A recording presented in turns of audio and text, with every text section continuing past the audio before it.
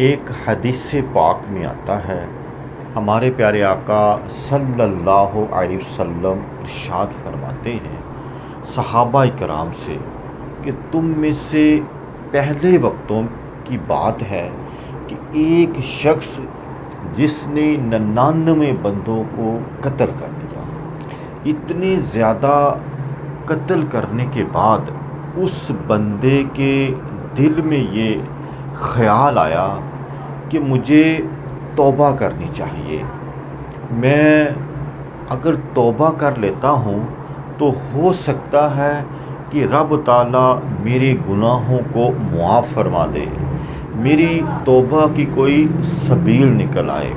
چنانچہ وہ اس پکی نیت سے کسی عابد کے پاس گیا۔ عابد کہتے ہیں عبادت کرنے والے کو۔ یاد رکھیے، عابد اور عالم میں زمین آسمان کا فرق ہوتا ہے۔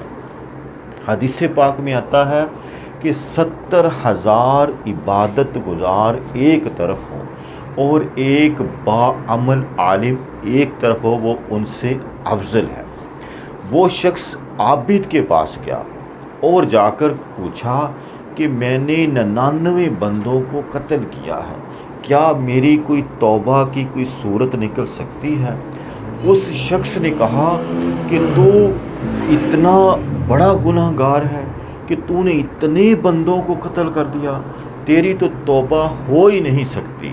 چنانچہ اس شخص نے اس عابد کو بھی قتل کر دیا۔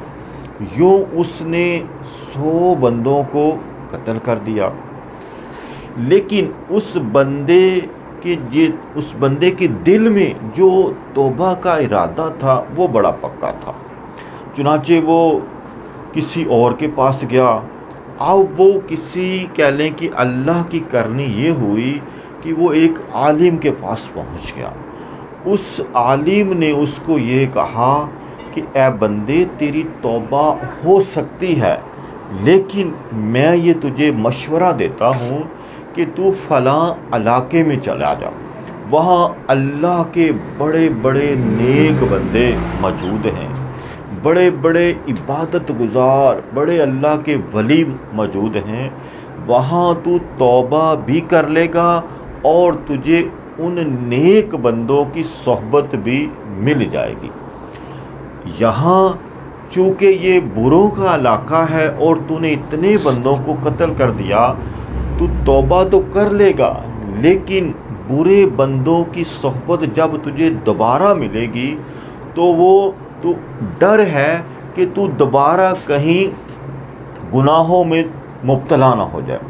چنانچہ محترم بھائیوں، میرے بزرگوں، میرے دوستوں، میری ماؤں اور بیٹیوں، دل کے کانوں کے ساتھ سنیے کہ وہ شخص وہ توبہ کے ارادے سے اس علاقے کی طرف چل پڑا۔ ابھی وہ اپنا سفر کر رہا تھا کہ موت کا فرشتہ عزرائیل علیہ السلام آیا اور اس کی روح کو اس نے قبض کر لیا۔ اب اس کے بعد جنت کے فرشتے بھی آ گئے اور دوزخ کے فرشتے بھی آ گئے۔ اب یہاں پر بھی یاد رکھیے، کوئی فرشتہ اللہ کی مرضی کے بغیر نہیں آتا۔ یہاں اللہ تعالیٰ نے اپنے نیک بندوں کی شان دکھانی تھی۔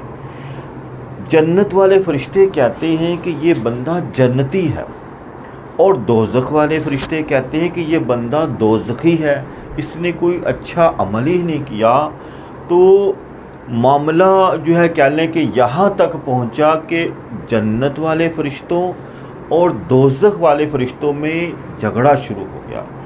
پھر رب تعالیٰ نے ایک فرشتے کو انسانی شکل میں بھیجا، وہ ان کے پاس آیا اور کہنے لگا تم ایسا کرو کہ زمین کو ناپ لو، اگر یہ فاصلہ زیادہ طے کر چکا ہے تو یہ جنتی ہے، ہاں اگر یہ فاصلہ ابھی اس نے کم طے کیا ہے اور طے اس نے ابھی زیادہ کرنا ہے تو یہ دوزخی ہے۔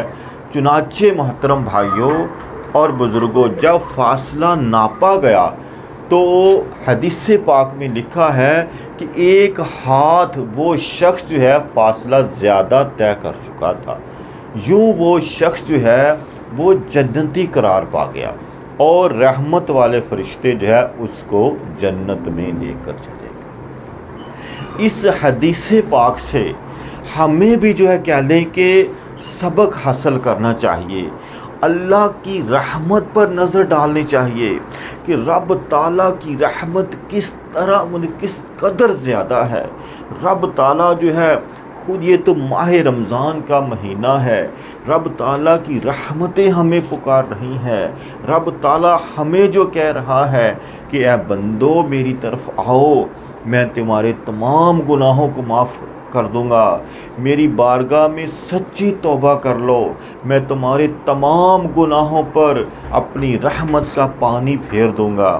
تو اے میرے محترم بھائیوں اور بزرگوں، ماہ رمضان کا یہ پیارا پیارا، سعادتوں والا، بخششوں والا، عنایتوں والا، عظمتوں والا مہینہ ہم میں رواں دواں ہے، تو اپنے گناہوں سے سچی توبہ کر لیجئے، اور جو ہے اپنے آپ کو صراط مستقیم پر چلا لیجئے، وگرنہ یاد رکھیے اگر ہم گناہوں ہی میں مبتلا رہے اور بغیر توبہ کے اس دنیا سے چلے گئے، تو جو ہماری قبر جو ہے وہ جنت کا باغ کیا دوزخ کا گڑھا بن جائے گی۔